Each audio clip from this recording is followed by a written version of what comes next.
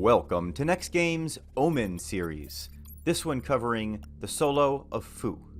In this video, I'll give an overview of the Fu battle strategy, a battle example of the fight against Fu, and as usual we'll do all of this on the ninja job with the warrior subjob. Fu is a warrior with the black mage subjob. As with all Kature NMs, I recommend using your full Malignance set to help resist the majority of the spells and abilities that these Katures will throw at you. Now use the accessory slots from your normal TP set to make sure you can still self-skill chain reliably, and be sure to cap your subtle blow. Now with Merits and Turnian Dagger, you will only be 9 away, so either have Urine up or a Church +1 ring to make sure you are capped. Next, let's talk about Fu's special abilities. Now the first and easiest to deal with is Mighty Strikes. For this fight, you will want to have Shadows up and Migawari for the entire fight, due to the second ability we're going to talk about. So as long as you're doing that, this first ability really isn't going to be a non-issue for you. Now note, he has a very high rate of double attack, so you always want to at least have 2 Shadows up just in case he does a double attack round. Now his second and most challenging ability to deal with is Ebullient Notification. It will dispel and absorb all buffs on all people within 20 feet. Now since your trust are going to be within this range, they will also lose all of their buffs. He uses this at 100%, 75%, 50%, 25%, and 10%. Now once the buffs are absorbed, Fu's eyes will glow for a period of time. During this time, he has 3 boosts based on the amount of buffs he has absorbed. The first boost he gets will gain an attack and magic boost proportional to the amount of buffs that he has absorbed. The second one is he will reduce his defense and magic defense proportional to the amount of buffs he absorbs. So he'll get stronger with his attacks and weaker with his defense depending on how many buffs he has absorbed. However, he will also gain an intimidation effect, and it will work oppositely here, meaning the effect will be more potent with the fewer buffs he absorbs. So one way or another, you're going to have to deal with one of these two things, either a high intimidation effect or a lot of damage coming at you in a single round. Now the amount of attack boost that he gains cannot be ignored. I've seen him do a single round of melee attacks for upwards of 10,000 damage, and do that same amount of damage with his spells once his eyes are glowing and he's absorbed over, we'll say, 15 buffs or so. So you definitely want to use extreme caution when those eyes are glowing after nullification has been used. Now due to those boosts, I recommend the following strategies when you're fighting Fu. At 100% hit points when you first run in, have only a few buffs on you, just things like Protect and Shell. Make sure you have under 10. Remember that they're all going to be absorbed right away, so don't use any buffs with timers until after the use of nullification. This will make it so he normally won't be able to one-shot you for that first 25% with his melee attacks.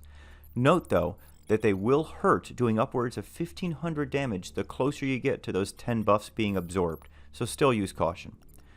This strategy will allow you to do a decent amount of damage at the start of the fight to speed along the progress to the 75% mark, and it'll also buy your trust time to rebuff everyone right there at the start of the fight, and you to get familiar with his patterns.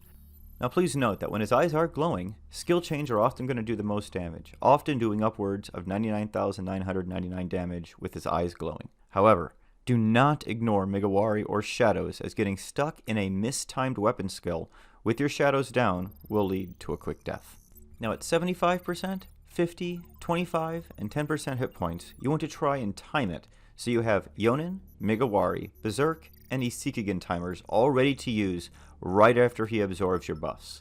These are the most challenging times in these fights, so as much as you just want to spam skill chains and get as much damage in as you can, when those eyes are glowing, you need to make sure that you focus on damage mitigation as your absolute main focus. You gotta stay alive.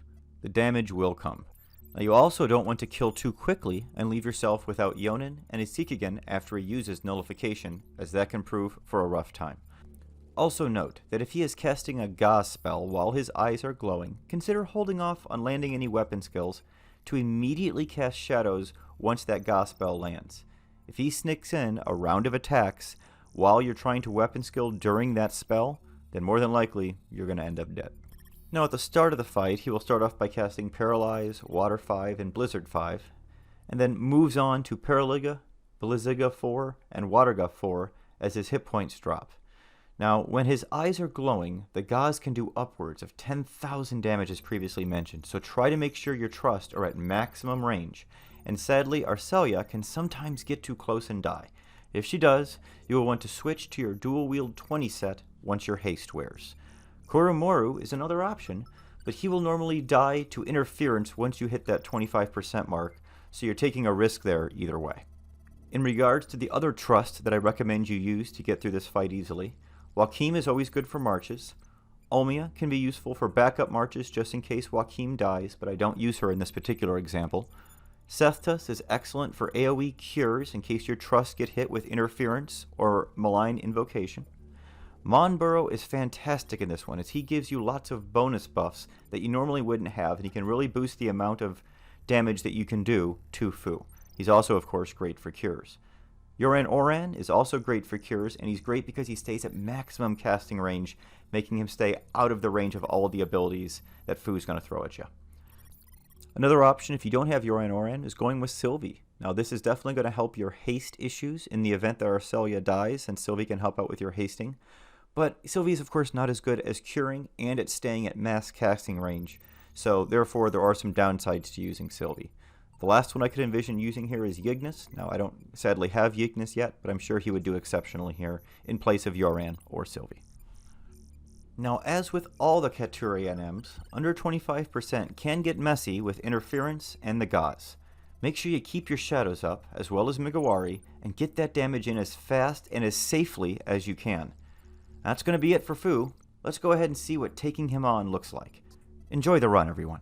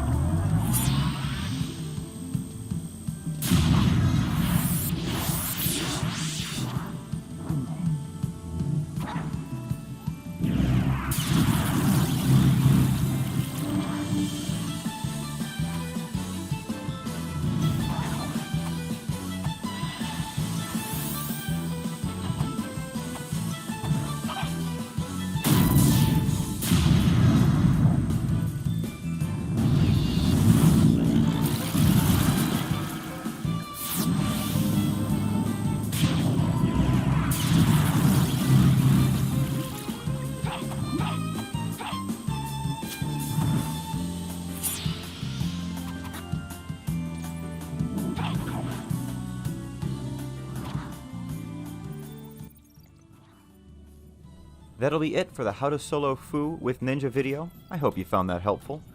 I've now shown examples for how to solo 4 of the 5 final Katsure NMs.